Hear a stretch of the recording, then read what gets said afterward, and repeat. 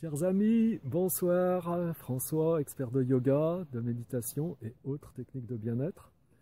Alors je voulais vous parler aujourd'hui des émotions et de comment établir un rapport différent avec ces émotions pour les transformer et faire en sorte qu'elles soient vraiment au contraire bienvenues, hein, surtout quand c'est des émotions qui sont d'habitude dérangeantes, comme ce serait de la colère, de la tristesse. Alors à un moindre degré, ça peut être simplement du vague à l'âme, ça peut être de l'agacement. Alors je vais vous proposer quelque chose et je vais vous proposer de faire une expérience déjà sur des petites choses. Hein, faites-le sur des petites choses, pas des choses insurmontables, mais prenez le temps de faire les choses progressivement.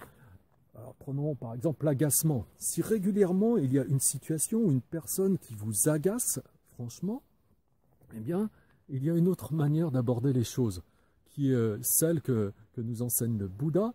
Et cet enseignement aussi, il est très bien retransmis toujours par ce grand maître bouddhiste qui s'appelle Thich Nhat Hanh. Voilà. Et il utilise cette métaphore. Et il nous explique, quand une maman a son bébé qui pleure, alors, que fait la maman? Eh bien, la maman, elle va voir le bébé.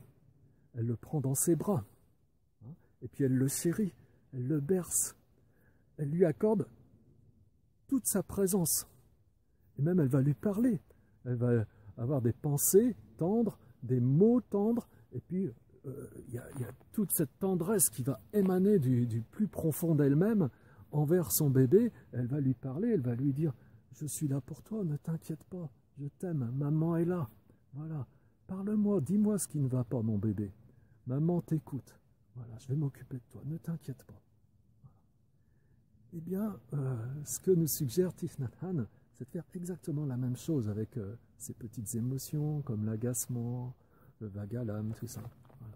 Hein, de prendre son émotion, au lieu de mettre le couvercle dessus, je vais dire le couvercle, ça n'a rien à voir, le couvercle dessus, et puis de tout de suite s'occuper avec autre chose, aller passer des coups de fil à droite, à gauche, regarder la télé, ou écouter de la musique, ou voilà, faire autre chose, eh bien, on s'arrête, et puis on regarde, et puis on ouvre grand la porte à son émotion. Hein, on l'accueille comme n'importe quel autre ami. Tous les amis sont bienvenus, on est chez nous, et on accueille tous les amis qui se présentent, que ce soit la joie, que ce soit la colère, que ce soit la tristesse, que ce soit n'importe quoi. Hein.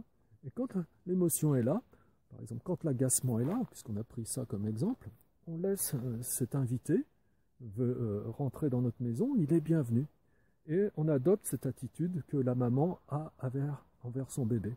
Hein. Et on parle à son émotion, on berce son émotion, on la regarde et on lui parle. On lui dit, voilà, je suis là pour toi, je t'aime. Voilà. Et on pratique ce regard profond, hein, qui va nous permettre de voir qu'est-ce qu'il y a derrière ça.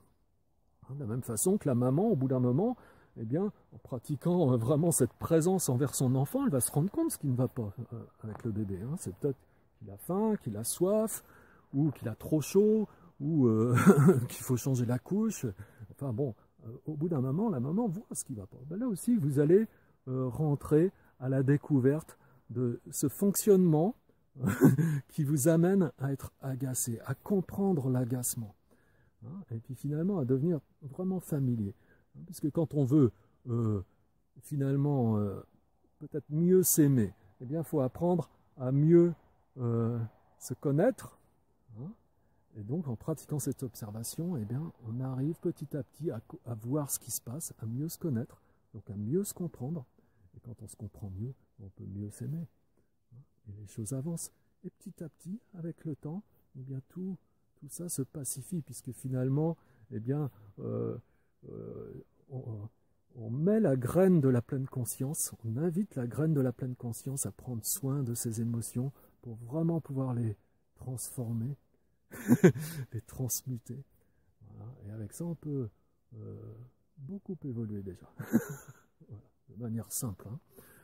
Alors j'espère que cette vidéo vous a plu. Servez-vous-en, faites l'expérience, regardez quelle différence ça peut faire dans votre vie.